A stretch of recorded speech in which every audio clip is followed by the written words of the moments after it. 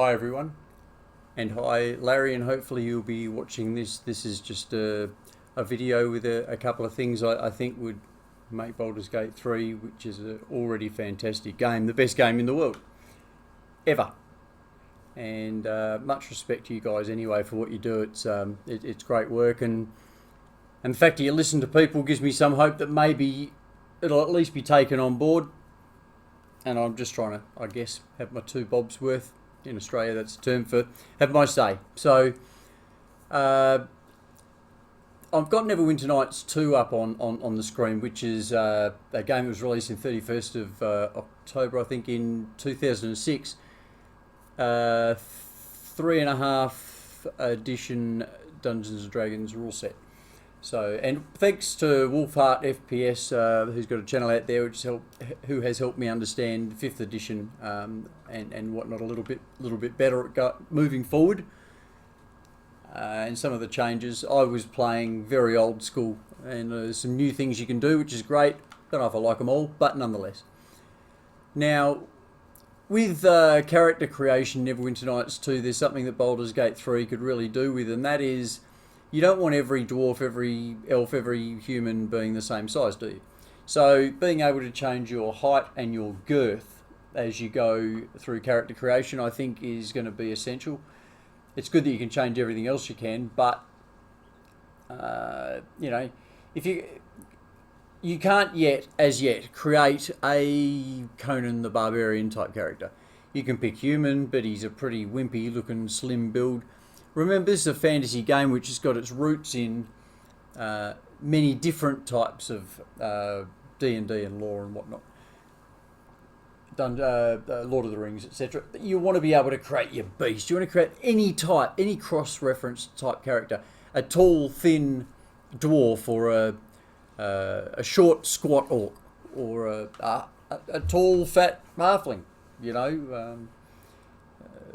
Not all halflings were the same, were they? You know, you had your different families that all had different traits. So let's all be able to look a bit different.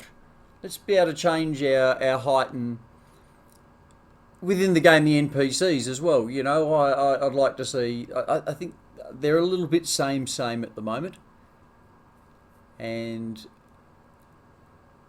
if you want it to be a groundbreaking developing game, to me, that's kind of a given that's going to be an essential change that you'll need to make. Otherwise, you've just got all these same looking people walking around. They're all the same height. Oh yeah, everyone's 5'5" as a dwarf, 5 foot, whatever. That's not going to cut it. So, I do want to talk about the camera. So it's my biggest bugbear. Let's move on.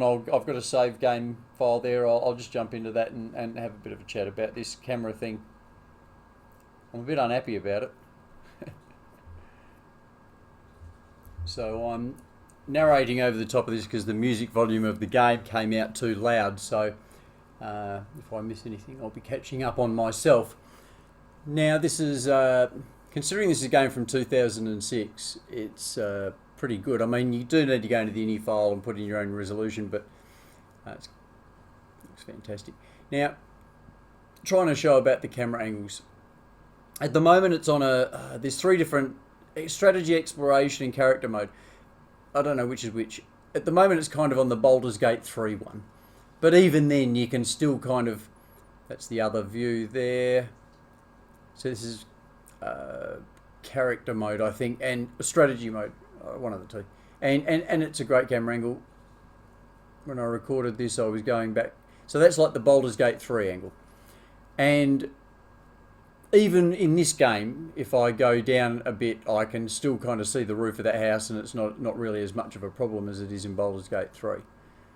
But in the other view mode, I can get right down and see it. So that would be your Baldur's Gate kind of view mode. But the swoop in, swoop out camera, which you'll see, is kind of hard to deal with sometimes. So this is the other view, so I can go right down and look, I can see the whole world and I can see the top of the trees. Now, in reality, if I was immersed in the game and in a reality situation, I would be able to see everything I can see here. Baldur's Gate 3, I cannot see everything I should be able to see if I was standing there on the ground. And that's just wrong.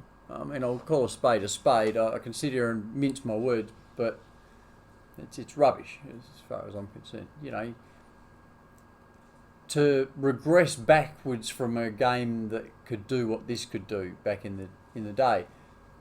And I didn't record footage of this, but you can actually, in one of the view modes, you can actually point your camera towards the sky, push forward, and if you've got your keybinds set up right, push your camera forward while you're pointing upwards, and literally go away from yourself like an out-of-body experience, turn around, look back at yourself. You know, it's so versatile. And the Baldur's Gate 3 camera is so not versatile. I just want to be able to see what I would in all likelihood be able to see. I don't want to be able to roam around with the camera all over the place and see what's on the other side of that building, for example, because I can't see that. And it shouldn't be that way. But the restriction or restrictiveness of the Baldur's Gate 3 camera is... it gives me a sore neck.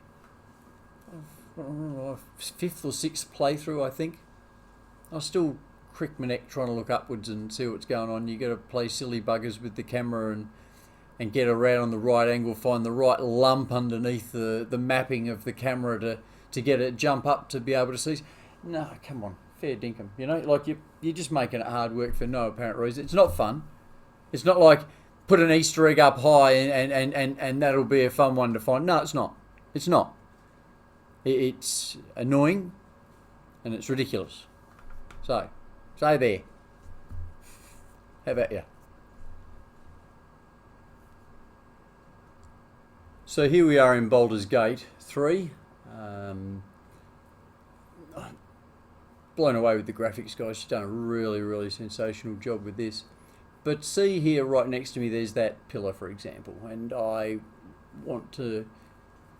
should be able to look up next to myself and see how high that pillar goes. I'm trying to wait for the recording to catch up with me a bit now. I'm probably ahead of it. I don't know what I was saying there originally to fill up that void of me just standing there. There we go, the camera's moving. Surely it's about to point at the bit I was talking about. Yep, right up here. Okay, so this section here, can I get up to that? There's a bit there that says it looks like I can, but is it a missing tile to let me see? I don't know, but if I was standing next to it, I'd be able to look up and I'd be able to see whether it stopped at that point or whether it kept going or whatever, wouldn't I? Instead of having to jump on something to look upwards or whatever, or find a lump in the camera, underneath the camera like that, which gives me a leap up to be able to see. That's not immersion to me. That's not making life easy for anyone. And I'm not saying make it easier for me because I just want you to make things easier for me. It's the reality of it. It's the immersion thing. It's to not have it like that already is, to me, it's kind of as daft as people describing in tech terms. There's 16 times PCI Express bus and stuff. They call it 16X. There's only one syllable in both words, and one's logical, one's not. We're in the tech world. We're logical. It's not 16X. 16 times. Anyway, I rant sometimes, so I'll stop. But see this statue in front of me here. I couldn't tell it was a statue until I jumped on the box. Standing back over there, I don't know what it is. I can't even see it, and I'm standing right in front of it because I can't look up at it. I can't see that it's a woman holding a sword statue. You know what I mean? I couldn't. And really, guys, it's not good enough. Because I know it comes from another game. I know you probably don't intend to change it, and I know it's probably not even on your scope, even on the radar, but it should be. Get someone, Sven, go and play Neverwinter Nights 2 for 2 days. Get the keybind set up so it's comfortable for your style, and go and play it for a couple of days. You'll love the game, mate. You really will. And get a couple of devs to do it as well, and you'll see what I mean. It's something that needs to be. You need to strive towards. You really do. it'll knock it out of the park. Apart from that, I love your work. Keep it up. Good work, guys. Bye.